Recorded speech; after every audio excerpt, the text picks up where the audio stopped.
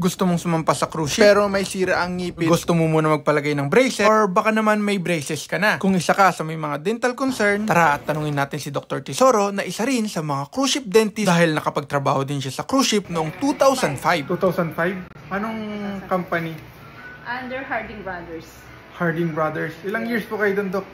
Isang kontrata lang. In-enjoy lang natin yung trabaho sa dagat. Paiba naman.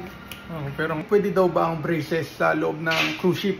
Ano bang masasabi niyo doon, Dok? Yes, pwede naman. Kung namomonitor siya, kung halimbawa sa case mo, yung na-recommend is yung self-ligating braces. So, yung self-ligating braces is meron na siyang design na pores sa ngipin mo, brackets mo. So, hindi natin na siya monitor monthly, na which is yung na-serve natin sa standard type na mga braces. Meron siyang movement na nangyayari. Unlike yung mga standard type na mga brackets na... Paano po yung mga ganun, yung mga monthly na mga braces po yun?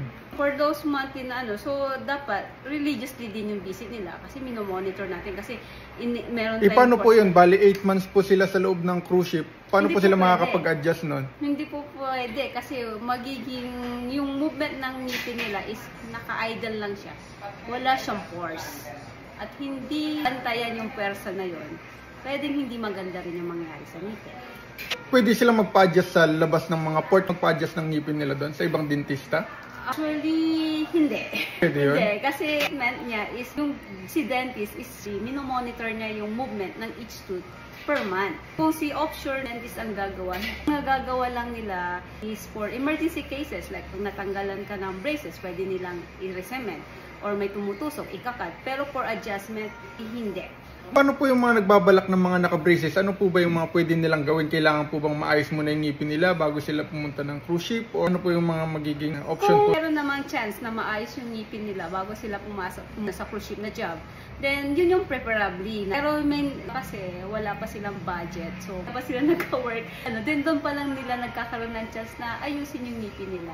Okay, so magiging tendency nun, kailangan muna nilang patanggal yung normal braces nila bago sila makapag-cruise ship. Yung self-ligating type, katulad ng sayo, pwede nandun siya. Pero kapag yung standard type, walang namin doon. For the meantime, nilalak muna siya. Sinisecure muna siya. Okay. At least doon lang siya sa state na ganon. And then pagbaba niya, he has to see the dentist para naman initiate mo ulit yung, yung movement.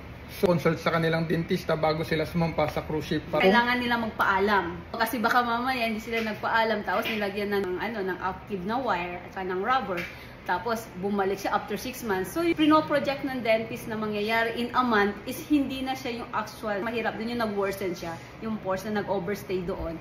Kung nagtatanong, Dok, may mga sira sa ngipin. Tapos, makakapagbarko pa rin ba sila? Or kung wala man silang ngipin or may mga sira sila sa ngipin, makakapagtrabaho pa rin ba sila sa loob ng cruise ship? SOP dapat maayos lahat ng ngipin. Kasi pinaka-iniiwasan, develop ka ng pain na mangyari ay seek ka ng treatment outside sa cruise. Kasi mostly naman na barko, madalang ang dentist sa barko. Kung mangyayari yan, i-refer ka sa labas. Ngayon sa labas, dental procedures is costly compared sa Pilipinas. So we highly recommend, before sana sila sumampa ko ay talagang na full rehab na, wala nang mabubunutin, wala nang mga kailangang pastahan, para pag nandun sila sa barko, wala na silang problemahin pa sa ngipin nila. Diretso lang yung work nila, hindi maaabala. Okay guys, so sana nasagot ko yung mga katanungan nyo kasama si Dr. Tesoro. Hi. So siya ang ating dentista ngayon. So papayos muna ako ng ngipin. So yun lang guys, bye-bye!